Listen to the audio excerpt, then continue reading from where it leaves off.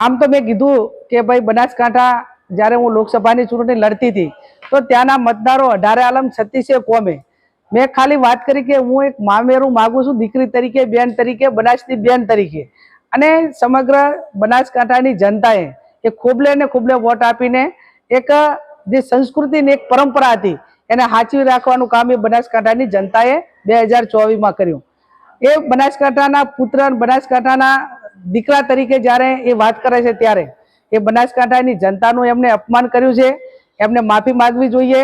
અને બહુ એવડો મોટો પાવર હોય, સામદામ દંડ ભેદને રાજનીતિનો, મંત્રીનો, સત્તાનો, તો એમને 2027ની વિધાનસભાની ચૂંટણી બનાસકાંઠામાં લડવી જોઈએ।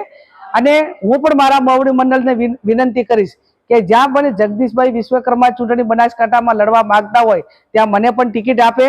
અને કદાચ મોવડી મંડળ મને ટિકિટ ના આપે તો બનાસકાંઠાનો કોંગ્રેસનો કોઈ પણ કાર્યકર એ જગદીશભાઈ વિશ્વકર્મા અમે ચૂંટણી લડવા તૈયાર છે, સક્ષમ છે।